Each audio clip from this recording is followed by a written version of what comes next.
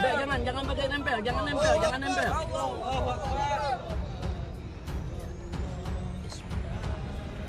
Bismillahirrahmanirrahim. Bismillah amanna billah wa billah la khaufun alaihim. Bismillah amanna billah wa tawakkalna 'ala Allah. Allahumma sallimna wa sallim ma ma'ana wa man ma'ana innaka antas salamul hafiz. Hasbunallahu wa ni'mal wakeel. Wa la hawla wa la quwwata illa billah. Sallallahu ala sayyidina Muhammad wa ala alihi wa sahbihi. Habib. Mundur dulu Mas, nanti bisa. Mundur. Caranya ke depan.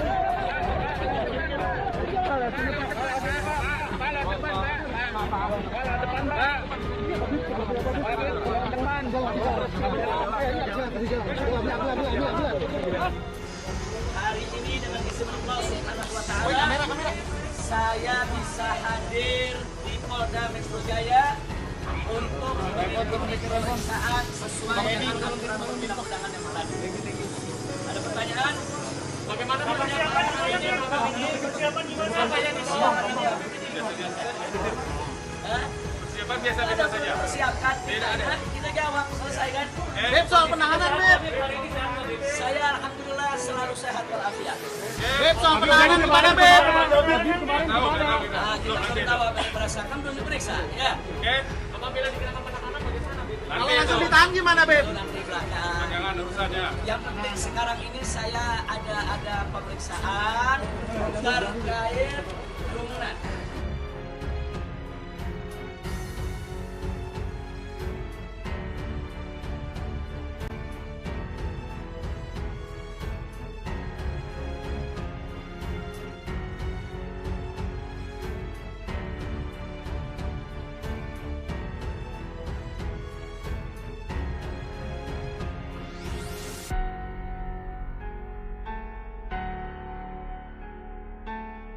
Kepada pihak-pihak yang dekat dengan pemerintahan itu penanganan hukumnya berjalan lambat dan bahkan boleh dibilang tidak ada tindakan drastis seperti yang terjadi pada Habib Bahar.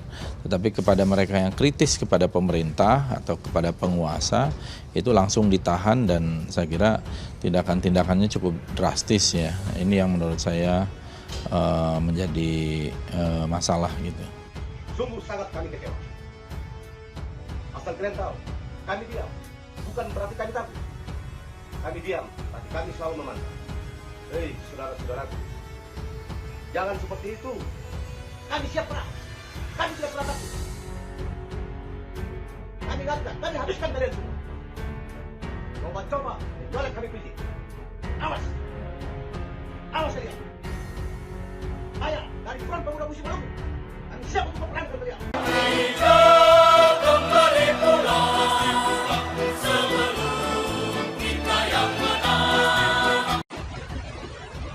HRS ditangkap, Kapolda dan Kapolri dicopot. Bagaimana Habib Uci dan Habib Lutfi soal keramaian? Mawar Merah Indonesia kembali mengabarkan untuk Anda. Pulihkan citra Polri dan TNI dengan pencopotan Kapolda dan Pangdam Jaya.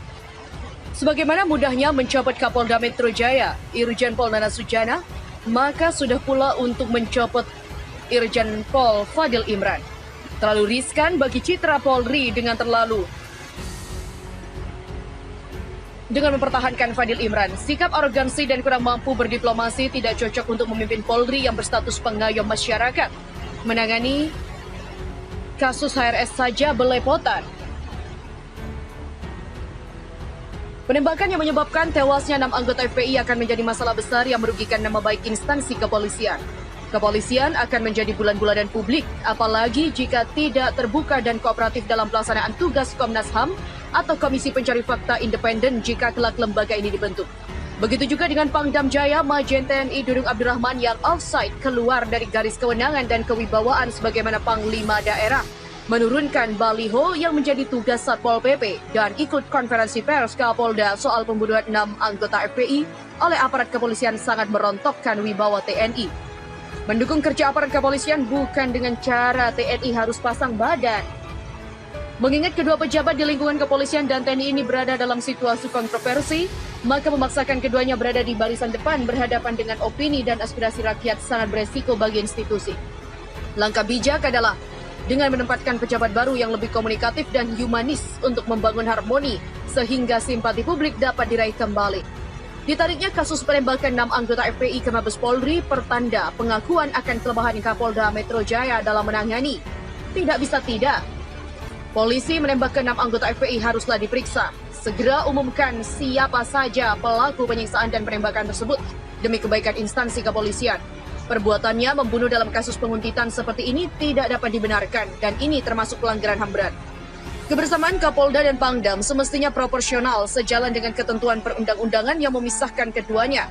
Hal ini berbeda dengan masa Orde Baru dulu, di mana TNI dan Polri masih dalam satu kesatuan. Karenanya wajar jika ternyata publik mempermasalahkan hadirnya Pangdam dalam konferensi pers kasus yang sedang ditangani oleh pihak kepolisian. Pemulihan citra harus dimulai dari pencopotan Kapolda Metro Jaya dan Pangdam Jaya. Pemimpin yang sudah kehilangan wisdom sepatutnya pun diganti. Pejabat baru yang tidak terlibat akan solusi leluasa dalam menangani dan mencari solusi. Polri dan TNI adalah milik seluruh rakyat dan bangsa, bukan menjadi alat kepentingan pemegang kekuasaan kontemporer. Datangi Polda Metro pagi ini, HRS mengatakan, doakan saya dari rumah, insya Allah kita menang. Habib Rizik Syihab akan mendatangi Polda Metro Jaya pagi ini, Sabtu 12 Desember. HRS meminta doa dari umat Islam dari rumah agar pemeriksaan berjalan dengan baik dan sesuai aturan hukum. Dalam siaran YouTube Front TV Sabtu 12 Desember, Rizik menyampaikan ke Polda Metro Jaya tidak perlu mengerahkan kekuatan secara berlebihan, tak perlu mengerahkan pasukan untuk penjemputan dan tak perlu pengerahan pasukan nanti ujuk-ujuknya mengeluarkan biaya dan tenaga lagi. Kepada seluruh umat Islam, HRS meminta tidak usah membuat kerumunan, jangan sampai mengganggu proses hukum. Lebih baik banyak berdoa dari rumah, semoga berjalan dengan baik dan insya Allah Allah akan memberikan keselamatan, kemenangan dan keamanan. Menurutnya HRS sudah membuat komitmen dengan semua komponen anak bangsa untuk bisa atasi pandemi COVID-19 ini. Sekali lagi dia meminta kepada Polda Metro Jaya tak perlu pengerahan pasukan, tak perlu pengerahan kekuatan berlebihan, tak usah khawatir, dia pegang komitmen. Dan insya Allah mendatangi Polda Metro Jaya bersama dengan pengacara. Sekali lagi pada umat Islam cukup doakan dari rumah. Dia dan pengacara diberikan kekuatan dan keselamatan serta keamanan. Terkait HRS datangi Polda Metro Jaya, pimpinan MPR mengatakan semoga keadilan bisa ditegakkan. Wakil Ketua MPR Hidayat Nur Wahid atau HNW menyikapi rencana kedatangan Habib Rizik ke Polda Metro Jaya pagi tadi. Semoga keadilan dan kebenaran pun bisa tegak. Sebelumnya Habib Rizik akan mendatangi Polda Metro Jaya pada Sabtu 12 Desember. Meski pada komitmen awal, HRS harusnya diperiksa sebagai tersangka pada Senin 14 Desember nanti. Dikatakan HRS, Polda Metro Jaya minta lebih cepat pemeriksaan dirinya sebagai tersangka. Hal ini disampaikan kepada pengacara HRS yang mendatangi Polda pada Jumat kemarin. Pada saat itu juga para pengacara diminta kepada penyidik Habib Rizik siap dipanggil kapan saja, tapi tolong surat panggilannya untuk dibuat. Surat panggilan sebagai tersangka sampai saat ini tidak pernah diterima. Dan menurut HRS, sepertinya para penyidik akan keberatan mengeluarkan surat penetapan tersangka tersebut. Akhirnya terjadi kesepakatan jika seperti itu bagaimana caranya agar Habib Rizik lebih cepat kepada Polda. Artinya mereka tidak mau melanggar komitmen karena komitmennya tanggal 14 Desember. Dia mengatakan kepada polisi lalu melalui pengacaranya dan bukanlah orang yang suka ikar janji. Sebelumnya penetapan HRS sebagai tersangka kasus dugaan kekarantinaan kesehatan ini sangat membuat dirinya terkejut. Sebab dirinya menyatakan baru 2 kali dipanggil sebagai saksi, ketidakhadirannya pun terhadap panggilan itu telah diwakili oleh pengacara di Polda Metro Jaya. Selama ini, Habib Rizik mengaku tidak benar adanya tuduhan dirinya kabur atau lari. Habib Rizik sendiri berada di Pondok Pesantren Alam Agrokultural Markas Syariah di Megamendung, Bogor. Sesekali kadang ke Petamburan, Jakarta Pusat. Sesekali datang ke Perumahan Sentul melihat cucunya.